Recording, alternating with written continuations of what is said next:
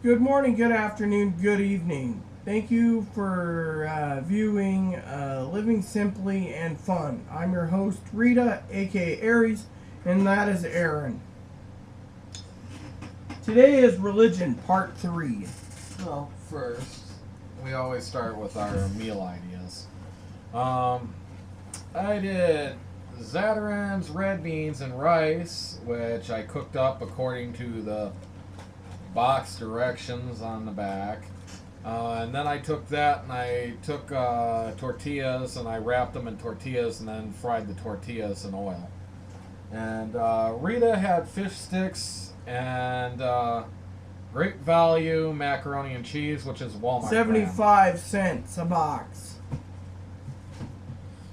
And her fish sticks were Gorton's. It was a 44 pack, and the 44 pack was $3.99, and it was a buy one get one when she got them, and so she got two packages for the same price. So you got to figure that's about 50 cents a meal for her fish sticks, and then 75 cents there. Hers was $1.25. Mine actually cost about $4. So for once, I'm outpricing her with the more expensive meal. So, with that said, let's get on to the religious topic. We've kind of touched on how to teach religion without using religious terms. And we were going to talk about faith today, something that everybody needs. I don't care if you're an atheist or a Hindi or whatever, you have to have faith in something. Some people say they've lost faith in everything, but that's not usually true. The fact of the matter is, it doesn't matter whether you have faith in your parents or faith in your friends or faith in a higher power or faith in a lower power. It's sometimes faith that things will happen as they're supposed to or whatever, like, for instance, you're waiting for a phone call to get that job and stuff. You just have to have a little faith that that phone call is going to come in sometimes. Maybe you're out in the rain and you're freezing cold and you're 2 miles from home and it's night and you don't know how you're going to get there. Have some little faith, might have a friend drop by. You never know. It's something that we kind of all need to feel like things are going to work out when things seem dim, which they can happen quite frequently. Rita, now's not the time for that. Well, you're talking, so I was I'm looking for you to sit there and have anything to say. You always ask me what I have to say. Well, I was having a little faith here that you might speak up. All I know is I had a discussion with someone today about being atheist, and they said person who's Christian or Muslim or Buddhist, they could not date or be in a relationship with them based off the fact that they're atheists and it wouldn't work. Whereas I said give it time, it could probably work on the grounds that I know ministers that are atheist, and I know one that was Catholic that went Satanist that went to atheist, because in the end of the day, I'm not going to get into religion, but he said, and Aaron even knows this, he'd rather be in hell than worship God for the rest of his life in heaven. Well, for instance, acceptance of other people's religion, something that me and Rita both try to do very much. We'd have no problem marrying somebody outside our own faith. As long as they didn't want to force us to change. And I don't believe in trying to force anyone to change their religion. That actually brings me to a conundrum I had last year. There was these 3 Mormon girls, and all 3 of them were very attractive. And I like those boots they had. I'm a single guy, so here I am thinking, guy thoughts. Well, I like the Mormons' morals. They have a good set of moral values. I've noticed that among the religious sects in the United States, the Mormons are among those that tend to not have any criminal activity. They tend to be nicer, kinder people than a lot of others. Although I can't believe in their faith at all. In fact, I have a lot of problems with their faith, but I don't want to change somebody's faith.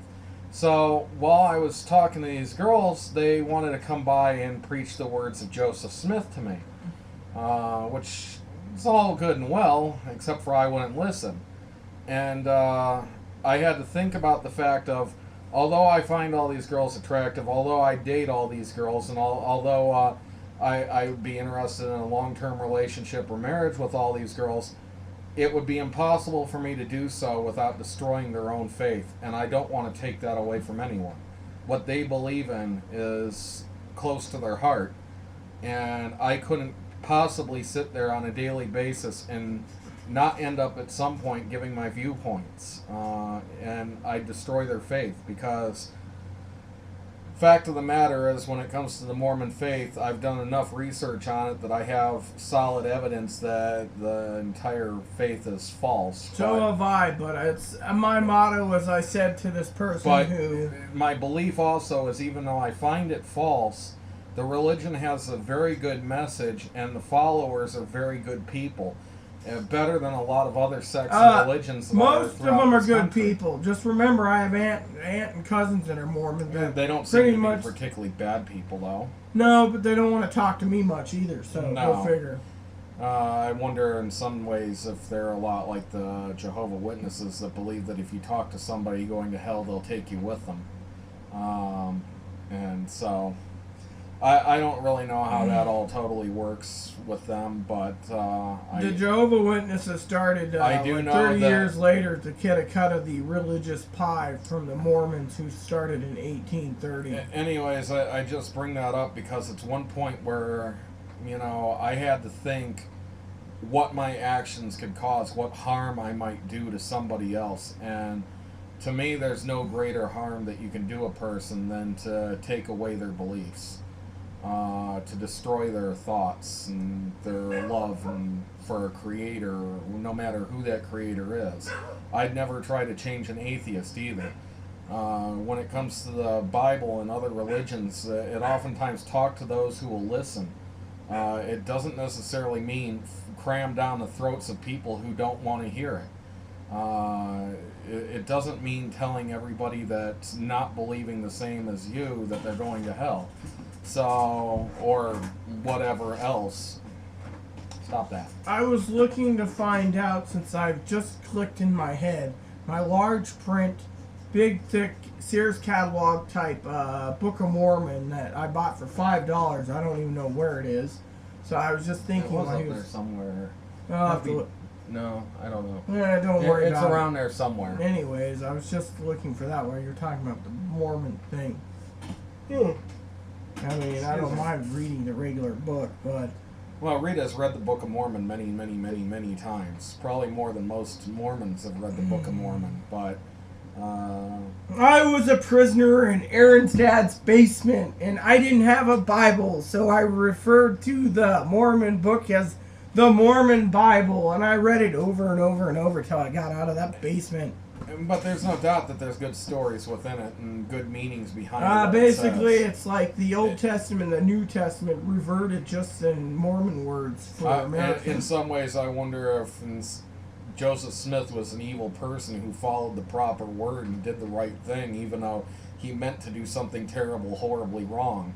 I do think Joseph Smith was a criminal who was trying to exploit. Pepper box into a jail. But the meaning behind the Book of Mormon, which apparently he wrote and others with him wrote, which is probably 100% fictitious, actually still holds the moral codes and ethics that are found within the Holy Bible anyways, and even it reiterates some of them and adds a few new things to it. So I can't fault them. And I won't try to change them. And if they want to argue with me that it's not false, I'd advise them not to, because I wouldn't argue to them that it is false either. It's just my own opinion, and my own opinion's mine, and they're welcome to their own opinion as well. I don't care to debate it, because I don't want to take away from them something that they care about, and I know they can never convince me anyway. So there was a redneck hillbilly on YouTube that made a video. No offense to the guy, he was really good. He did very good. He said the Geneva Bible was not accurate, but the King James was. Then he said he'll go through King James Bibles like crazy. This is something that I thought was funny. He says he'll take a Book of Mormon, and you can take a King James, and you leave the Book of Mormon in mint condition, getting dust, yet you'll grab your King James until it falls apart. Then you buy a new one. Then you put it next to the Mormon. The Mormon book might be older, but it's not better. That's what he was saying. But Mormons, to each their own. And that's a topic for another night, is which is the proper Bible when it comes to Christianity. I don't want to get into that now.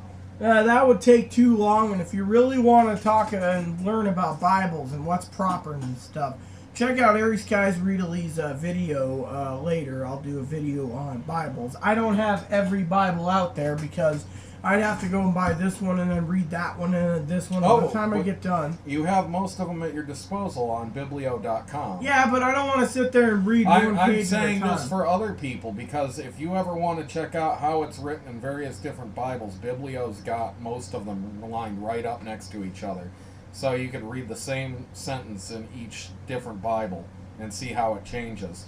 There are exceptions of ones that aren't in there, like I don't believe the Jehovah Witness Bible is there, and that's a major difference. The Jehovah Witnesses claim that their Bible, not to bring it up, but I'm just going to grab it as an example. This is, here, hold this, is the Jehovah Witness Bible. This is a compact version of the King James. They believe that the King James and this is 90% accurate. They just changed a few words and took out. Yet they say that that's not accurate at all. Exactly. And they actually say that's like 95% accurate. Yes, exactly. So they're saying their own, which is totally created by themselves with a lot of changes in it, is the accurate. There's like over 30 passages that have been totally stripped out, and a few passages that appear that aren't in the other at all. However, I do want to make a lot of the words are completely changed to be what they want them to be. However, I do want to make a statement here, and this will be for another topic, but Aaron brought it to my attention this morning, so I'm just going to do it. No, I'm not reading a chapter. Alright, for example, this is the first page. If you look at it, it says Genesis. Now, Genesis, if you look at the old scriptures, half to 3/4 of Genesis was completely in strips and stuff, broken into fragments. How they took and put it back together to give us 50 chapters is beyond me. One of these days I'll provide you the link to see the original text, some of the original text. You can see that a lot of the Bible is actually missing large chunks of it, where the scrolls have decomposed or torn away. Or whole sections are totally missing. Some of the books they don't even have complete copies of. So you know that some of it has been added by mankind since then because they filled in the gaps of what wasn't there. So, anyways, yes, again, that's a topic for another day. Topic for another day, yes. And we will get to more on faith being complete. The only thing I can say, and from my point of view, is if you have faith and you got something to cling on to, that's good because then it keeps you motivated and going. And you think things will get better. And no matter what religion you are, one thing you have to do is have faith within yourself, too. In fact, I think it was the movie The Librarian, where he goes into a temple and it's actually in Shangri-La and there's a Buddha statue there and stuff, and the trick or the code that tells him how to find the next part of the staff is hidden within, but he can't open it because it wants the word of God, the name of God. And he says, well, I'm not going to figure out the name of God within 17 minutes or whatever, or 10 minutes, whatever it is he gave me. And then he's looking at it and looking at the letters, and he realizes that because God is within all of us. So anyways, all I want to say is please add and subscribe if you like. Please post comments in the box if you like. And please add us as a friend if you like. Thank you, and have a nice day.